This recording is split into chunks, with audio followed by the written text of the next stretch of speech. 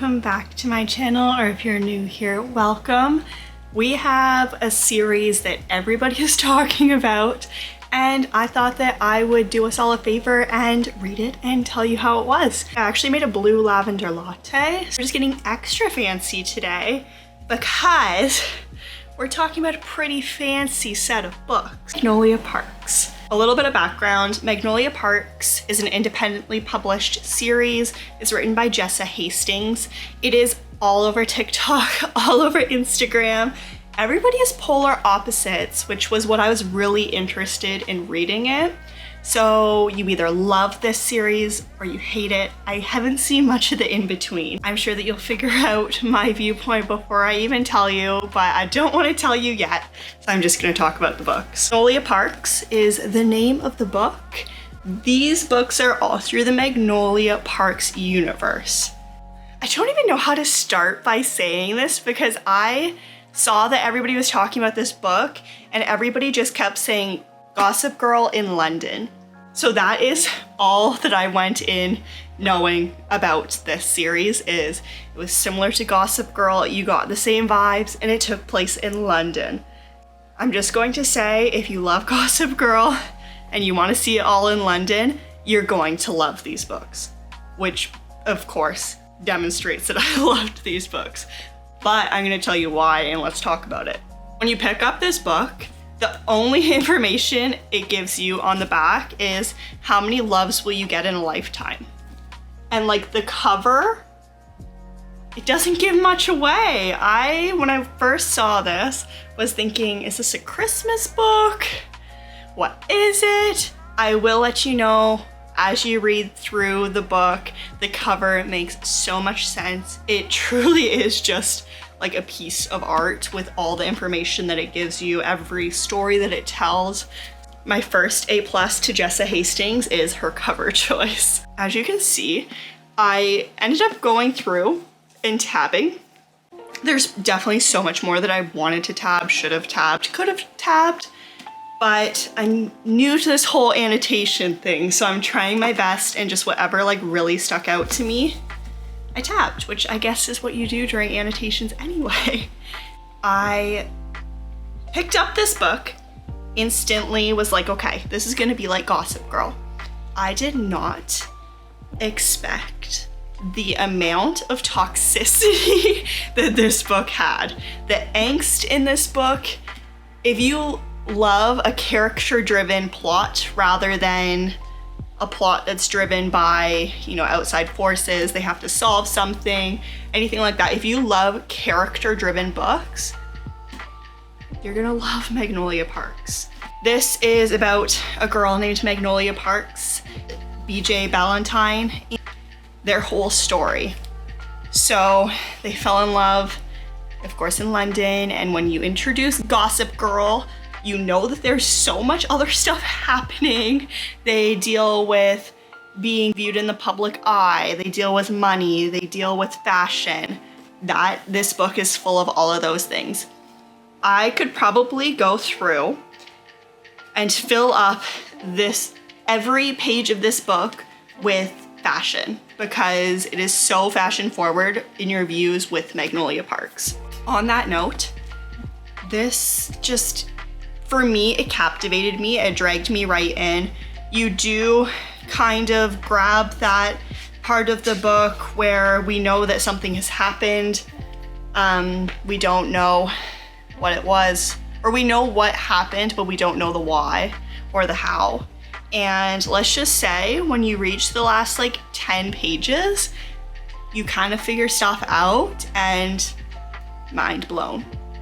I felt I was just gripped to the last 10, 15 pages, maybe 20, and I was like, oh my gosh. I was so glad that I already had the next book ready to go. I grabbed it and I was reading it.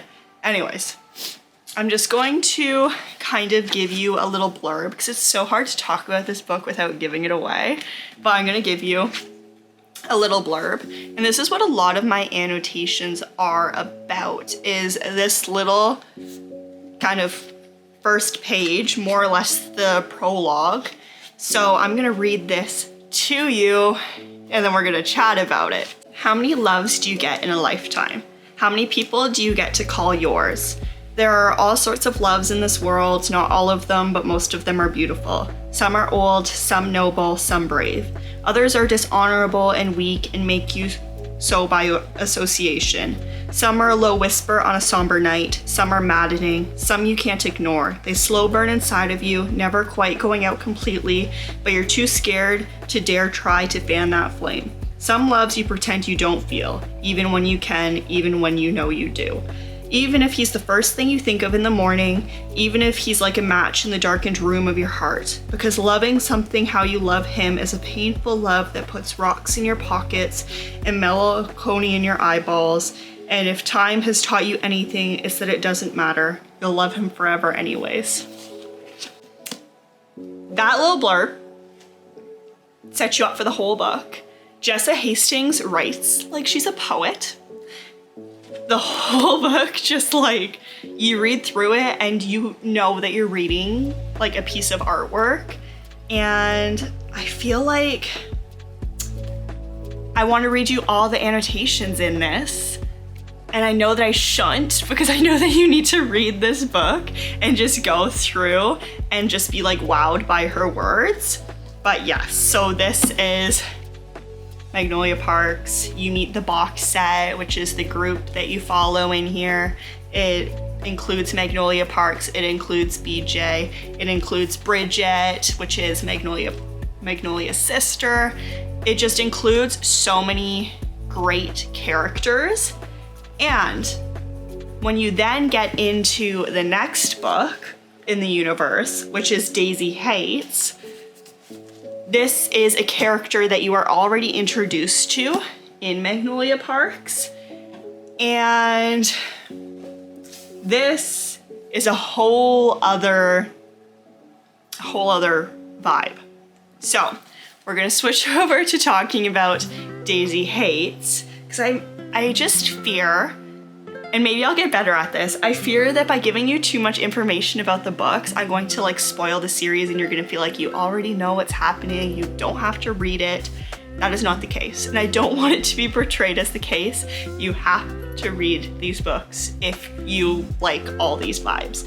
I will say to read trigger warnings. In this one, there's definitely a content warning on like cheating.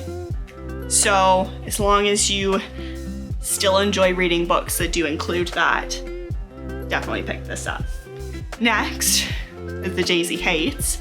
So Daisy is a character that we follow through this book, and she has a friends with benefits situation with Christian, who is part of the box set. So Christian and Daisy have a friends with benefits. They definitely have good banter, and Daisy, who is our main character, so this is 3 point of views. This is Christian, Julian, which is Daisy's brother, and then Daisy. So Julian is an art thief, he's a gang lord. They steal pieces of art for a lot of money, give it to the individual that's willing to pay the highest price that's purchased it. So there's definitely a lot of kind of found family in both of these books. Found family is definitely a huge part. So with Daisy, her parents have passed. Julian, her brother, has pretty much raised her. It's only really ever been the two of them and the group, which is their individuals that kind of protect them, their bodyguards. So that's what you run into with this book. And it on the back says no guns at the dinner table. And I just have to say, when you are reading this, within the first 2 pages, they break the rule. I guess that's all I can say. Within the first like 1.5 to 2 pages, they break the no guns at the dinner table rule. Definitely a lot of crazy things happening in this book. And Jessa Hastings just released that a part 2 to Daisy Haites is coming out in the universe. So I feel like I can't tell you too much about this one because I don't want it to give away parts of this one, which means that I really can't tell you a lot about this one, but we're going to try anyway. Magnolia Parks, The Long Way Home. This is the second installment to the first Magnolia Parks book. So this is where it comes into that universe aspect. So these are all part of the same Magnolia Parks universe, but there is different stories in it. That being said, you have to read them in order or else you will miss out on a lot of key parts in the story if you skip over Daisy Haites. And Daisy Haites is well worth the read, I promise. I know that Magnolia Parks leaves you on a bit of a cliffhanger and all you want to do is pick up The Long Way Home, but you can't. You will miss so much of the story, so just read it through. Now, The Long Way Home, I want to say that this wraps up so many pieces of the story. Unfortunately, it doesn't. It just makes you fall in love with the characters even more, which means that it's a great series because you want to love the characters. It is full of the same angst. It's full of the same, please explain to me what's happening. Why do they treat each other like this? How is there allowed to be this much toxicity and nobody is saying anything? That's just the whole vibe of the whole series. So I'm going to say that I loved this series. I read it in a week, less than a week. It was like 4 days that I read all of them. And I feel like you should definitely read it. You won't be disappointed. Like I said, trigger warnings and content warnings before you go into it. There is cheating, but I feel like if you love angst, if you love character-driven plots, the Magnolia Parks universe will pull you in and you won't be disappointed.